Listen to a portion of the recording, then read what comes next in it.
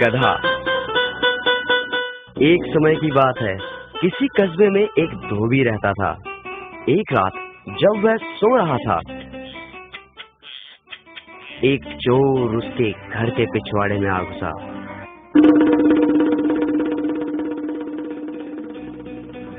धोबी का एक कुत्ता और एक गधा वहां एक खूंटे के साथ बंधे हुए थे। चोर को देखकर गधा कुत्ते से बोला, कुत्ते भाई, देखो चोर घर में घुस आया है और तुम भौंक नहीं रहे हो। क्या ये तुम्हारा फर्ज नहीं कि तुम भौंक कर मालिक को जगाओ? यदि तुम ऐसा नहीं करोगे तो चोर चुपचाप चोरी करके यहाँ से रफू चक्कर हो जाएगा। बात तो तुम्हारी ठीक है, परंतु तुम तो जानते ही हो मैं दिन रात मालिक के घर की चौकीदारी करता हूँ और तुम भी कोई कम काम नहीं करते, परंतु हमें मिलता ही क्या है? हमें ढंग से पूरा भोजन तक नहीं दिया जाता। ये बात तो तुम ठीक कह रहे हो, परंतु कुछ नहीं। मैंने तो सोच लिया है, मैं आज नहीं भौंकूंगा। मालिक को जब तक हानि नहीं होगी तब तक वो मेरी कदर नहीं करेगा। देखो, ऐसे आड़े वक्त में ऐसी बात सोचना गलत है। मुसीबत के समय अपनी मांग रखना उचित नहीं। मैं उचित अनुचित कुछ नहीं जानता।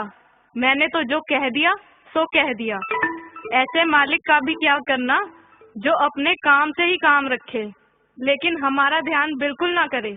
गधे को गुस्सा आ गया।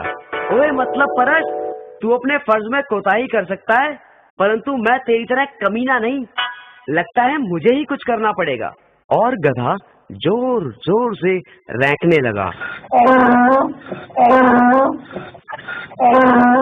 गहरी नींद में सोए हुए धोबी की नींद गधे के रैंकने की आवाज से खुल गई। वो गुस्से से बिस्तर से उठा और जाकर लाठी से गधे को जोर जोर से पीटने लगा। पिटाई इतनी बुरी तरह से हुई कि कमजोर गधे ने वहीं अपने प्राण त्याग दिए। तो बच्चों, समझे कुछ? इसीलिए तो कहते हैं, अपने काम से काम रखो, दूसरे के काम में टांग ना अड़ाओ।